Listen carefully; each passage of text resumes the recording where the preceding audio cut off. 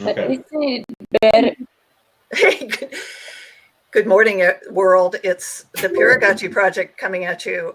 We have a new podcast that we're developing to present some of the concepts that we've been researching and talking about for the past 8+ years. Me 8. I'm Charlotte Pierce. I'm the producer of the podcast, and I'm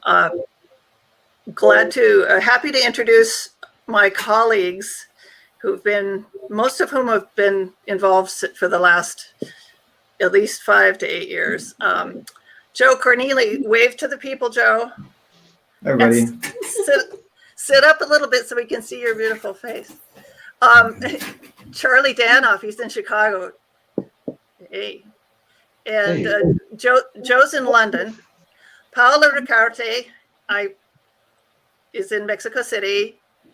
And Lisa McDonald is not on video, but she's back there in LA, right? Yes. Awesome. And we have a guest joining us, Pete Forsyth, who will be on our podcast, our actual premiere content episode next week on October 1st, talking about Wikipedia in the misinformation age. So hi, Pete. Thanks for joining us. Joe, why don't you, Lisa, I'm gonna mute you because I think somebody's audio is a little, it's Joe. Joe, you're a little noisy, but that's okay. Why don't you introduce the project a little bit, and I'll just follow along. Okay, so yeah, for us, we've been doing these kinds of calls often, maybe not weekly, but pretty often for a long time, but we didn't ever do it as a podcast before. So so we're quite familiar with each other. But for anyone who's new to this whole thing and tuning in maybe for the first time to what is peeragogy, we should just say peeragogy is about peer learning and peer production put together. So peer learning could happen in a classroom, amongst students, amongst coworkers in their office, or working from home. Peer production is a little bit different. That's like what happens on sites like Wikipedia, where people come together and typically as volunteers make something together. And so if you put them together, that's what peeragogy is about. And we've been working, one of the things we've been building is a peeragogy handbook, which came out in 2016, the most recent edition. We have another one planned. And that's a high-level overview. Charlie might have more ideas, and everyone else, it's generally a discussion. So that's what peeragogy means to me personally as a high-level overview. So we can. And I think you and Charlie were pretty much present at the creation, right? We were, Yeah, at least I think we just in like 2010, I think, or 2009, Joe came up with pedagogy, which had the Greek roots for para and production, and then the great Howard Rheingold, who we worked with, he made it more accessible in terms of peeragogy. But I think it's just a term to describe what humans have been doing for a long time that maybe term didn't exist, but like it's also appears where when people were figuring out how to make fire for the first time, they were producing fire, they're learning from one another. So it's just a way to describe what humans have been doing for a very long time. And we often say that we didn't discover peeragogy. It's just all around us. Yeah.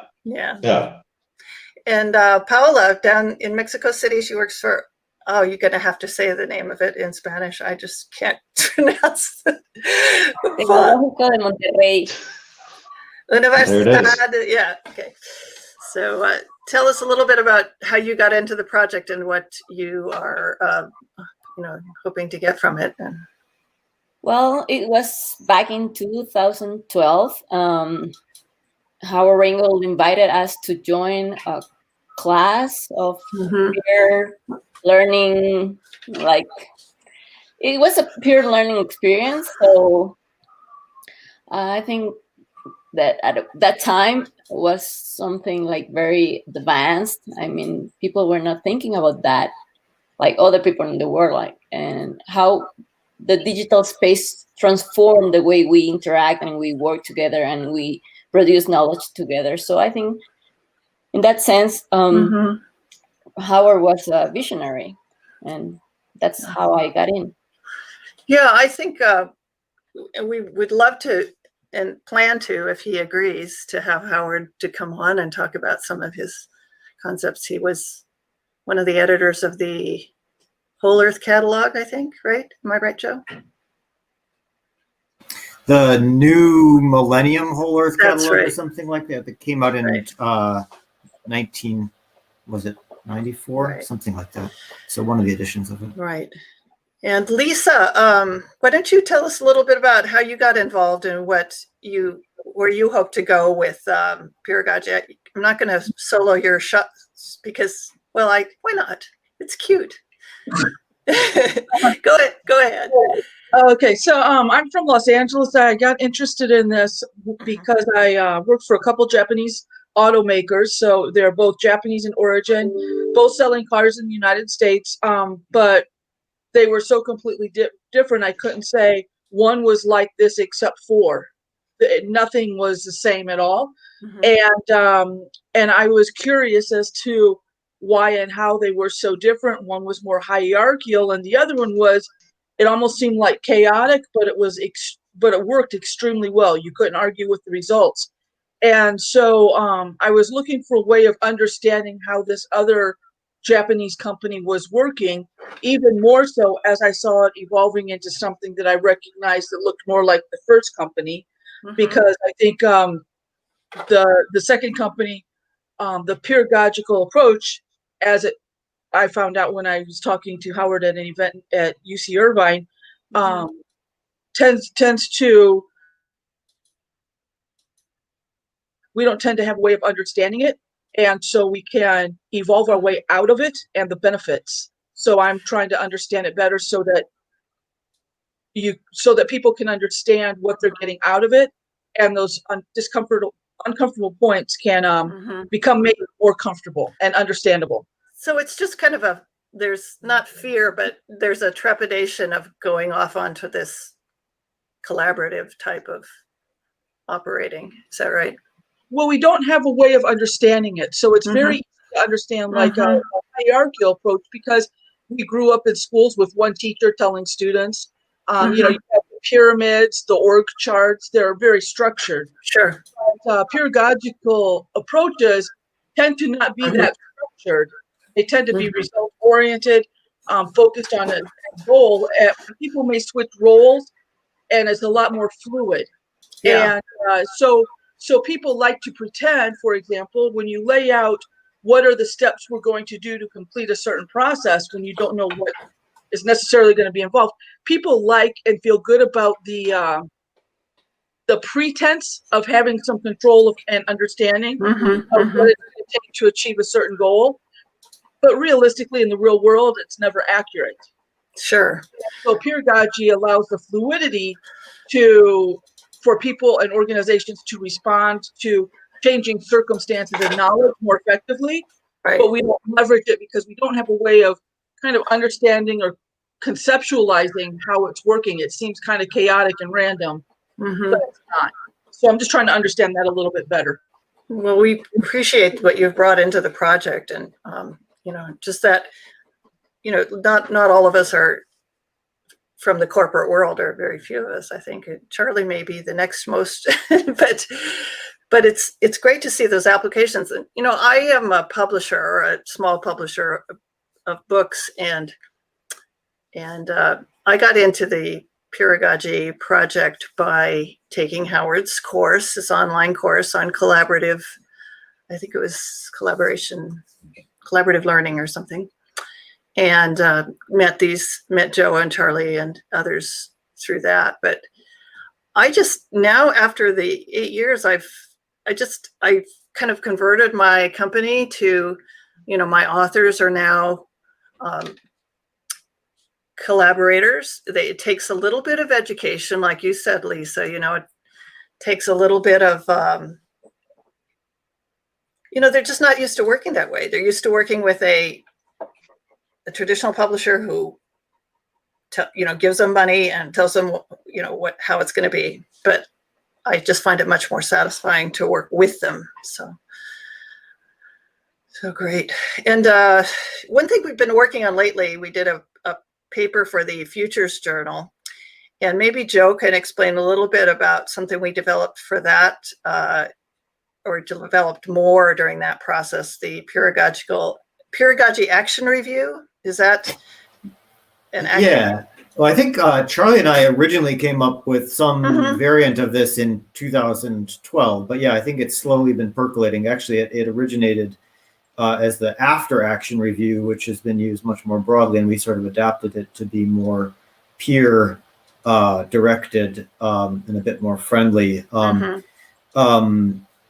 But yeah, I wanted to comment about what Lisa was talking about with the Japanese automakers before we get to that, which is there's other interesting methods that originate out of that culture. So there's Scrum, for example, which I've learned about kind of recently, and one could say that Peeragogy is similar to, in some ways, Scrum, but Scrum is related mostly to business and product development. So it's less focused on learning. It isn't to say that we don't have any interest in product development, but we have the learning aspect as well in the mix. So I would just say that in that context, the PAR is a good way to learn what's going on. And someone who had done Scrum might do something very similar. They might do a sprint review at the end of a sprint. So for anyone who's familiar with Scrum, it's not a completely new idea, but basically, yeah, we ask what we set out to do together, and that's also a good thing to do at the start. Like Lisa was saying, well, goals can be kind of fluid, so it doesn't mean you don't want to have them. It just means maybe you want to respect the fact that like you've had one intention and then actually something else happened. So we were working on this paper, as you mentioned, for the Futures Journal, but why were we working on it? Well, we were actually working on it to source content for the Peeragogy Handbook version 4. So in the end, we got a paper instead. So nothing really wrong with that, but things change. So the PAR is a way of kind of building up this record of things that have happened. Anything to add to that, Charlie? Sorry to. I think maybe we can drink eat our own cooking, and we can do a PAR perhaps to close out the podcast as like a example of it. Awesome. That's a great idea. I just wanted to kind of talk a little bit about the topics that we had coming up. Yeah, for sure. Yeah. I'm screen sharing it, so if you're on audio, we'll just kind of, these are topics that we want you as our audience to feedback and bring us topics and things you want to talk about in terms of collaboration, peer learning, and peer production, what you're doing out there in the real world. So this is the Peeragogy Podcast. It's introducing the program. Next week, we'll have Wikipedia and the Misinformation Age with Pete Forsyth and Lane Raspberry, who are experts on both Wikipedia and misinformation, and how Wikipedia sort of can transcend some of the distrust around media out there that's biased media or complete misinformation. So that's going to be really fun. It's going to be October 1st, Wednesday at 5 p.m. Eastern Time. We're going to do Peering into Early Learning with the co-laboratory founders, Laura Nignon and Charles Blass, and maybe another guest, but they have a new project that is very much centered around sense making and methods of collaboration. Have I got that right, Joe? I would say that's a good approximation anyway. Okay. They'll tell us more when they get here. Right. Yeah. And so, early learning, pedagogy can happen any time of your life. So the pedagogical process is applicable.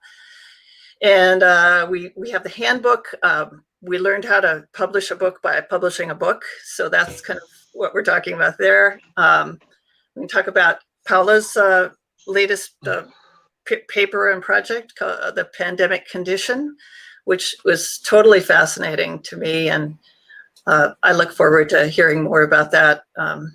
It's good for us, for me at least, to stretch my brain by trying to focus or comprehend the concepts that she's bringing up on here, and it's disturbing but necessary, I think, sometimes.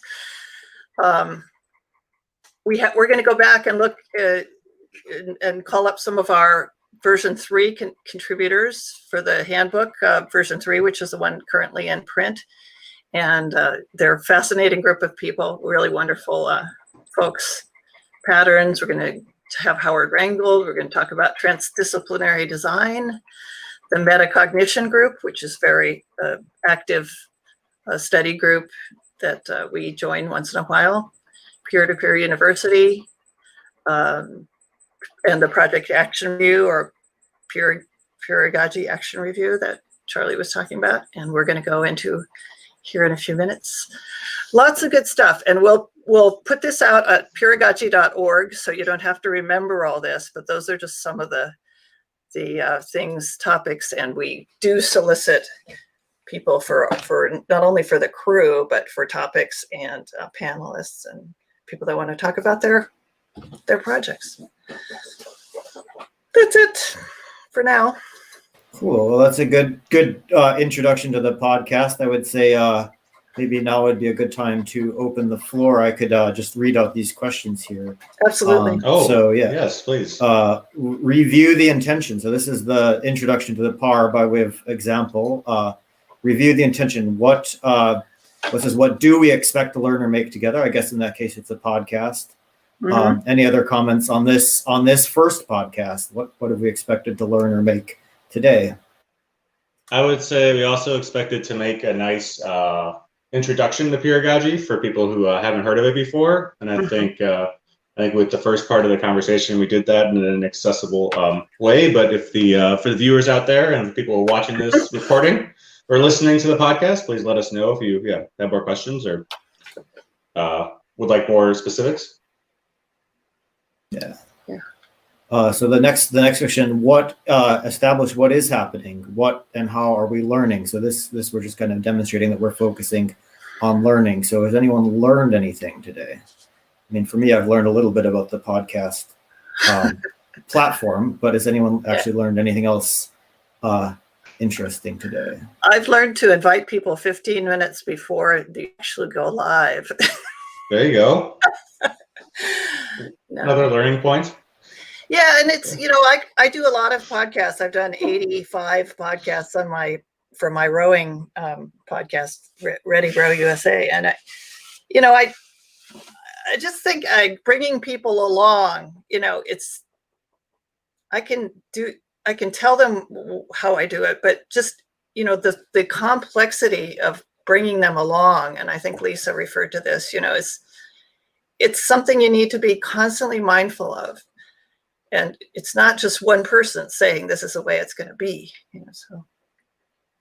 Yeah, coming to like a consensus, like Lisa was saying, like with the non-hierarchical way of doing things and like getting things done, be more results oriented. It's a lot harder to measure and a lot messier, as you're saying, and that can be stressful and frustrating for many humans, and understandably so.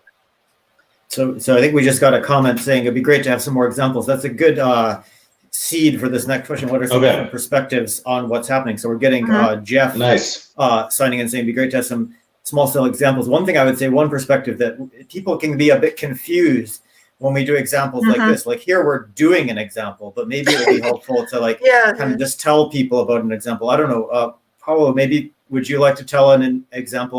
One of the examples I know from your work that you've discussed before was like media production by students, but maybe there's other examples that you can think of that are great examples of peeragogy out in the world. Well, going back to what do we mean when we say pedagogy, I would just like to say that when we talk about pedagogy, we're just talking about ways of learning together in the digital environment. But of course, pedagogy, as Charlotte said, doesn't only happen in the digital environment. And but it doesn't happen only on digital environment. In reality, we learn a lot. Like we learn always with some others, with people. We don't learn alone by ourselves. And I think that an example, of course, when we teach or when we do things, if we make sense of what we are doing and learning together, that's the plus. And that's why I value most about pedagogy, because we are always doing these exercises of metacognition. What did we learn? Are there ways to learn better? What did in what sense I don't know, we didn't achieve what we were thinking about that we were going to do together. So I think that's the plus.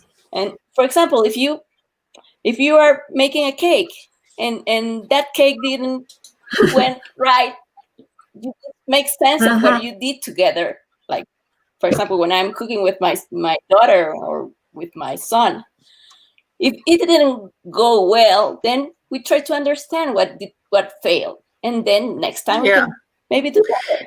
So that's for me I think what we've done in our group project, or the people have been involved a lot, we also have, gotten to trust each other. So when you say, this didn't go well, it's not a personal insult or attack. It's just, this, and that has been like one of the best things for me, just because, I can be sensitive to that kind of thing.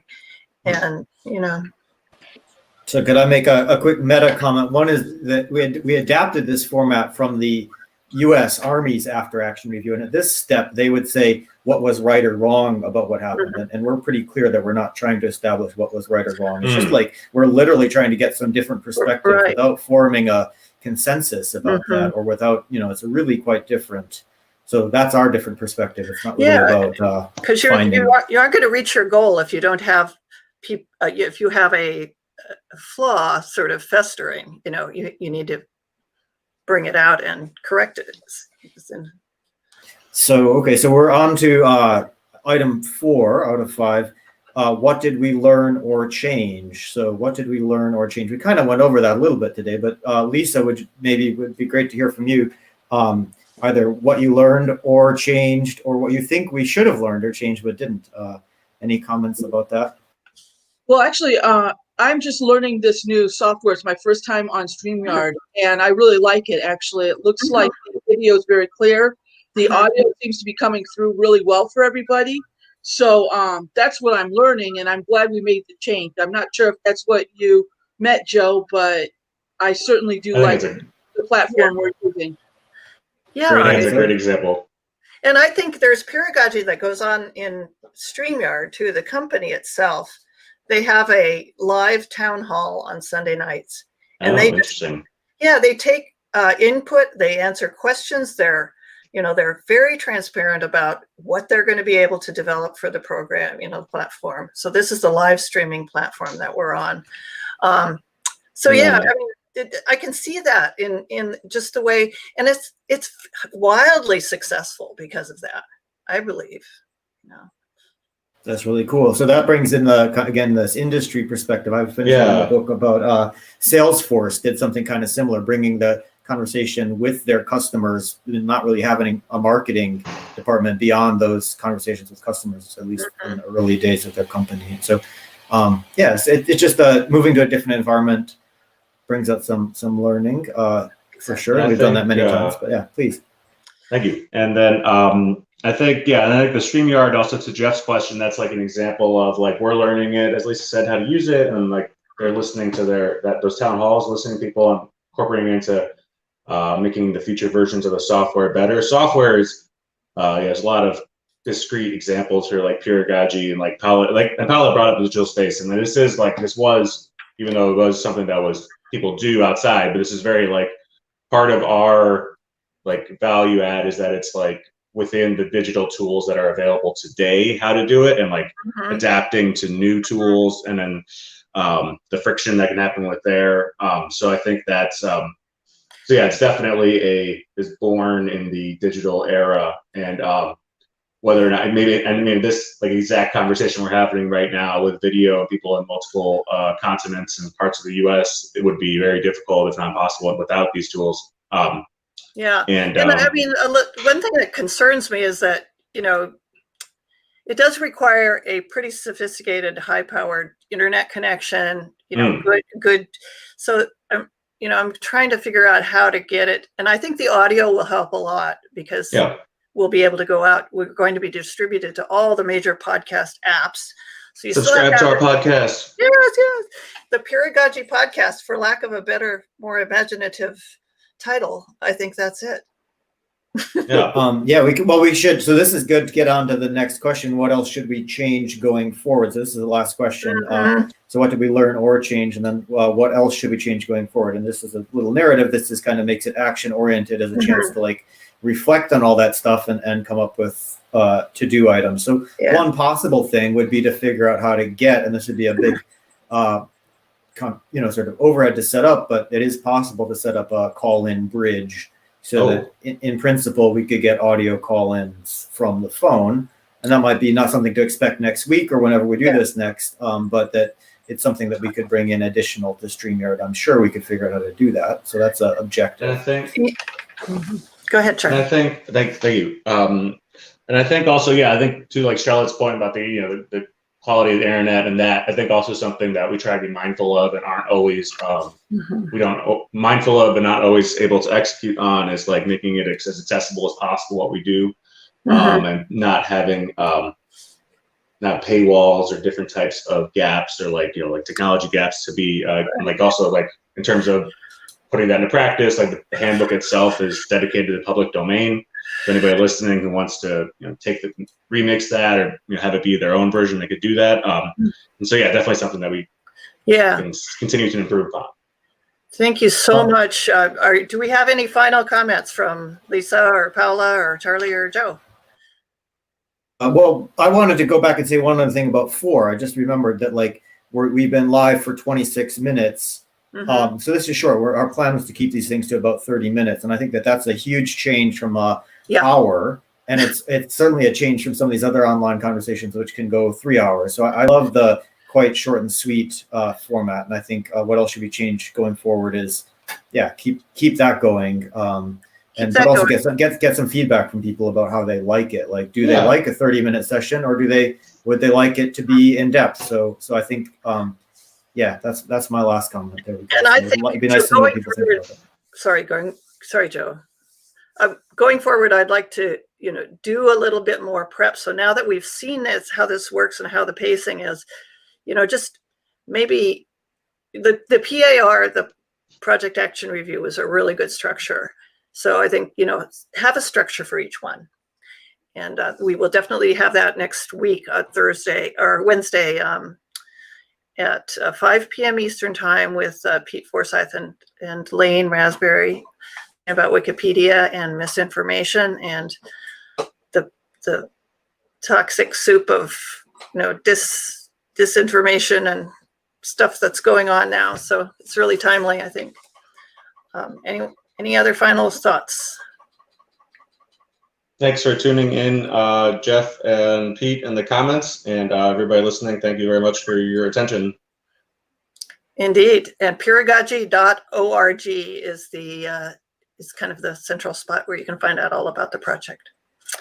Thanks to you all. Thank you. Thanks, Lisa. Thank you.